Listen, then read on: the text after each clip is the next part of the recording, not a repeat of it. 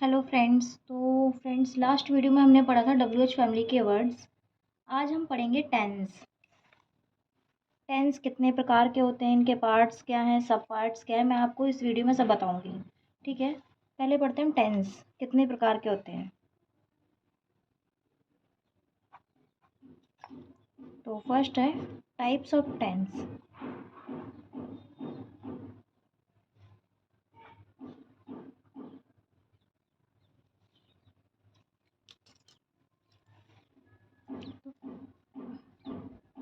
Tense के type होते हैं थ्री थ्री टाइप्स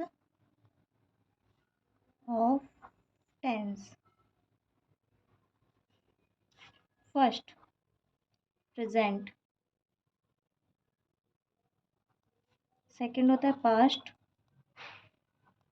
थर्ड होता है future. Okay,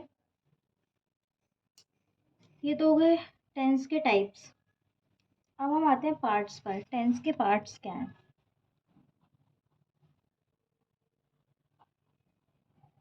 parts of tense.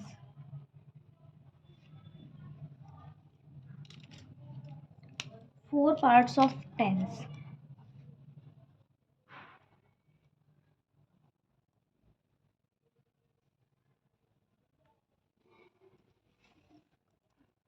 First है इंडेफिनिट।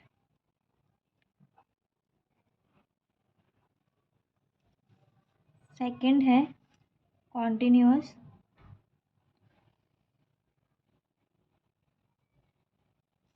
थर्ड है परफेक्ट। फोर्थ है परफेक्ट कॉन्टिन्यूअस।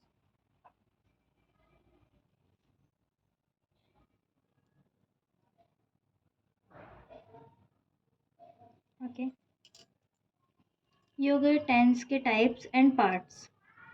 अब आते हैं सब पार्ट्स पर। टेंस के सब पार्ट्स भी, जैसे ये पार्ट्स हैं चार, इनके चार सब पार्ट्स भी हैं।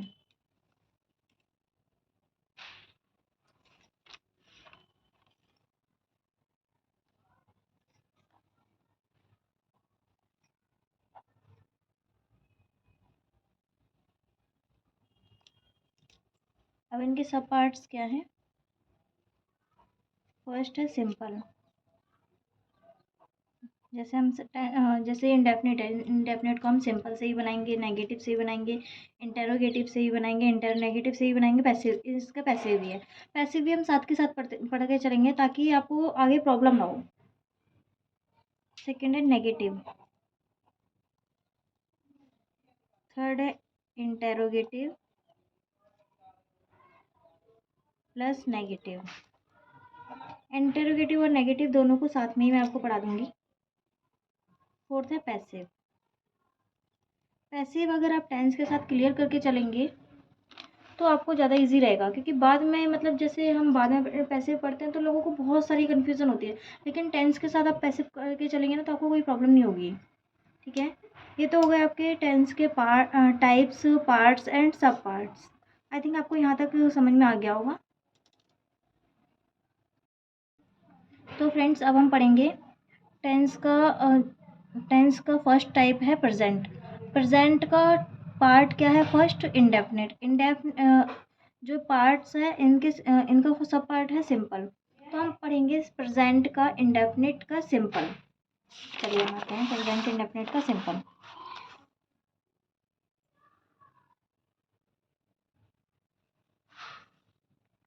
Indefinite simple. पहले मैं आपको बता दूं प्रेजेंट इंडेफिनिट की पहचान क्या होती है। प्रेजेंट इंडेफिनिट टेंस की पहचान होती है वाक्यों के अंत में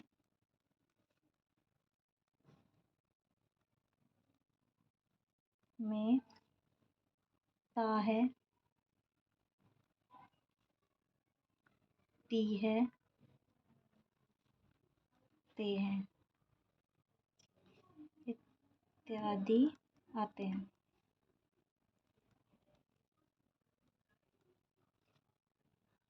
ये पहचान होती है।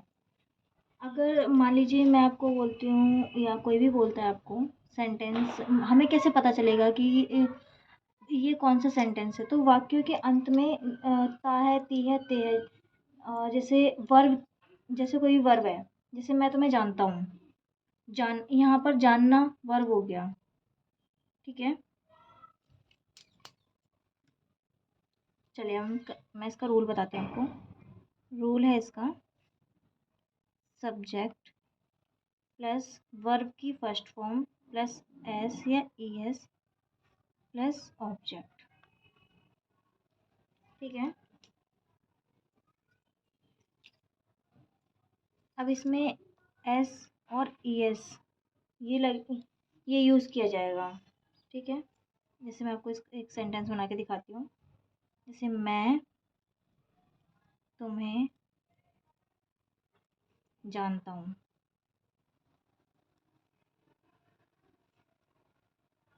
अब यहाँ ये जानना क्या है? वर्ब, ठीक है। तो यहाँ पर इसका सेंटेंस बन जाएगा। जैसे यहाँ ता आ गया ना, वर्ब के साथ वर्ब के साथ आएगा, ता है, ती है, ते हैं, ये आते हैं, तो प्रेजेंट इंडेफिनिट सेंटेंस है ये, ठीक है। अब जैसे आई नो यू, नेक्स्ट जैसे वह मुझे समझती है।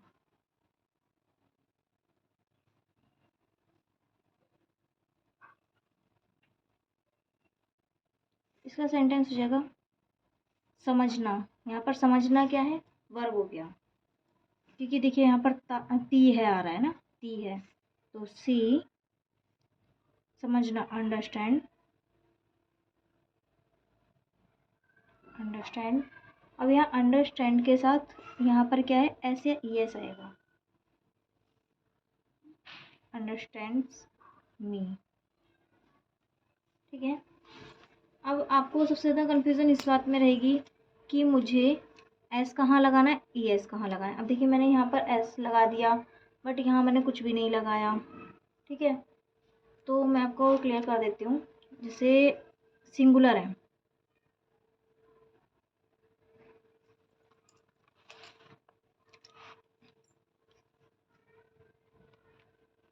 इसे ध्यान से देखना। सिंगुलर के साथ सिंगुलर क्या होते हैं? सिंगुलर है ही, शी, इट, या फिर किसी पर्सन का नाम, एनी नेम, ये सब हो गए सिंगुलर। सिंगुलर के साथ हमेशा एस या ई एस का यूज़ किया जाता है। सिंगुलर के साथ हमेशा एस और ई एस का यूज़ किया जाता है। जैसे वह पढ़ाती है,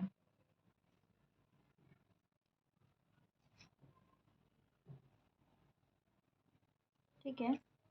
तो अब इसका सेंटेंस क्या बनेगा? पढ़ाती है, इसका बन जाएगा सी हो गया वह के लिए, पढ़ाना टीच, टी ई ए सी एच ई एस। अब यहाँ पर ई एस लगाया मैंने। आप सोचेंगे यहाँ मैंने ई एस लगाया, यहाँ एस लगाया, ऐसा क्यों? तो मैं बताती हूँ आपको।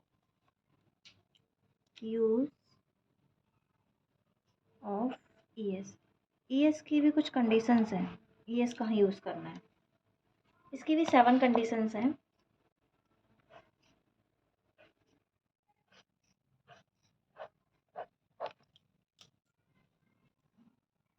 ओ, double S, S H, S X, C H और जेड। जब ये कंडीशंस एप्लीकेबल होंगी, ये 7 conditions, O, double S, S H, S X, C H और जेड, ये जेड है, जेड, ठीक है। जब ये कंडीशंस एप्लीकेबल होंगी तो ई एस लगाया जाएगा। अब देखिए यहाँ पर क्या आ रहा था? टी ई ए सी एच आ रहा था ना, तो सी एच के साथ ये वाली कंडीशन एप्लीकेबल हो गई, तो मैंने क्या लगाया? सी एच, ठीक है। अब यहाँ क्या आ रहा था? डी, डी इनमें से तो ये वाली कंडीशन तो एप्लीकेबल नहीं है, जहाँ ये वाली कंडीशन एप्लीकेबल नहीं होगी वहाँ एस आएगा, ठीक है। जैसे यहाँ आ गया, और जहाँ ये वाली कंडीशन एप्लीकेबल हो जाएगी वहाँ ES लगाएंगे। ओके, जैसे एक और सेंटेंस मैं आपको बना के बताती हूँ। जैसे सागर आराम करता है, तो इसका बन जाएगा सागर आराम करने, रेस्ट भी होता है, रेस्ट। अब रेस्ट के साथ हम क्या लगाएंगे, रेस्ट के साथ क्या लगाएंगे, ये देखिए टी आ रहा है, यहाँ टी आ रहा है, इनमें नहीं आ रहा ना, तो हम यहाँ लगाएंगे एस, सागर रेस्ट। हाँ, अगर रेस्ट की जगह हम रिलैक्स लिख देते हैं, रिलैक्स। अब यहाँ क्या आ रहा है, एक्स आ रहा है, एक्स देखिए यहाँ पर पहली कंडीशन फॉलो कर रहा है ना, ये आ गया एक्स, तो यहाँ पर आ जाएगा ES, सागर रिलैक्सेस। ठीक है, नेक्स्ट, जैसे वह जाता है, जाता है, तो इसका क्या बन जाएगा, ही, जाना, गो। अब गो, ओ आ रहा है लास्ट में, अभी देखिए वाली कंडीशन एप्लीकेबल हो रही है ना, ओ आ रहा है, तो यहाँ क्या जाएगा ES, Sagar goals.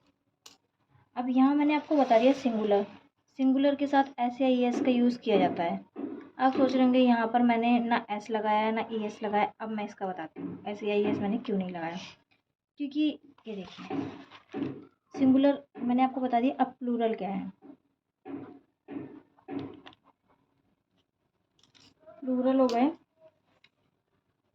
I, we, you, they,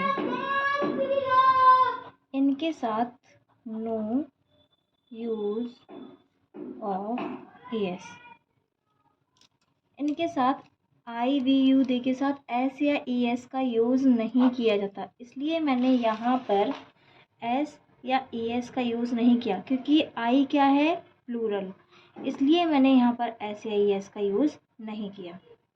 I think आप लोगों को यहाँ पर समझ में आ गया होगा। ठीक है, इसके साथ मैं आपको एक सेंटेंस और बताती हूँ। जैसे एक आता है, ज़्यादा नहीं, मैं थोड़ा सा ही बताऊँगी इसके बारे में, ठीक है, बाकी का हम कल पढ़ेंगे नेगेटिव। जैसे साहिल खेलना चाहता है। अब इस सेंटेंस में देखो, इस सेंटेंस में क्या है, चाहना भी वर्ब है और खेलना भी वर्ब है। इस सेंटेंस में दो वर्ब आ गई। जब दो वर्ब एक ही सेंटेंस में आ जाएं तो हमें क्या करना चाहिए, चलिए देखते हैं। अब इस सेंटेंस को हम कैसे बनाएंगे, साहिल चाहता, wants टू प्ले। ठीक है, अब आप लोग ये सोच रहे होंगे हमने यहाँ प्ले क्यों नहीं लगाया, पहले प्ले भी तो लिख सकते थे, क्योंकि खेलना भी वर्ब है और चाहना भी वर्ब है। ठीक है, तो हमें पहले कौन सी वर्ब लिखनी है, पहले कौन सी वर्ब लेनी है, वो देखिए। पहले हमें लेनी है वो जो जिस वर्ब में पहचान जुड़ी हो। पहचान वाली वर्ब कौन सी है, चाहना, चाहता, तो इसलिए हमने वॉन्ट्स पहले लिया और प्ले हमने बाद में लिया। अब आप लोग ये सोच रहे होंगे कि हमने टू क्यों लिया, ये टू, तो टू का यूज़ हम कब करते हैं, जब दो वर्ब एक ही सेंटेंस में आ जाती हैं। जब दो वर्ब एक ही सेंटेंस में एक साथ आ जाती हैं तो दोनों वर्ब के बीच में टू का यूज़ किया जाता है। ठीक है, जब दो वर्ब एक ही सेंटेंस में एक साथ आ जाती हैं तो उन दोनों के बीच में टू का यूज़ किया जाता है। ठीक है, जैसे एक सेंटेंस और मैं बताती हूँ इसका। जैसे हम समझने की कोशिश करते हैं। वी समझना, अंडरस्टैंड कोशिश करना। अब ये कोशिश करना हो गया ना, तो हम पहले कौन सी वर्ब लेंगे, कोशिश करना वाली वर्ब लेंगे ना। क्यों? क्योंकि वर्ब के साथ पहचान इसमें आ रही है ना। तो वी ट्राई, अब ट्राई के साथ एस आएगा या ई एस आएगा, तो इसके साथ एस आएगा, क्योंकि ये वाली कंडीशन एप्लीकेबल नहीं है इसमें, वाई नहीं है इसमें, तो हम यहाँ पर लगाएंगे S. We understands, we tries, दो वर्ग के बीच में टू, समझना, अंडरस्टैंड।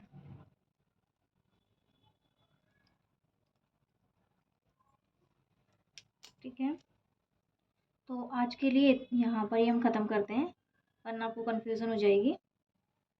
आज का टॉपिक सिर्फ इतना ही है, बाकी हम कल पढ़ते हैं। ठीक है, आई थिंक आप लोगों को मेरा ये टॉपिक समझ में आ गया होगा, प्रेजेंट इंडेफिनिट सिंपल, प्लस मैंने आपको थोड़ा सा एक्स्ट्रा ही बता दिया, थोड़ा एडवांस, टू कहाँ यूज़ करेंगे और कौन सी वर्ब पहले यूज़ करेंगे। ठीक है, तो अगर आपको नहीं समझ में आया, कुछ भी कोई भी प्रॉब्लम है, तो आप मुझे कमेंट में बताइए, मैं आपको क्लियर कर दूँगी। बाकी वीडियो को लाइक कीजिए, सब्सक्राइब कीजिए, अपने दोस्तों तक शेयर कीजिए। चलिए ठीक है, बाय।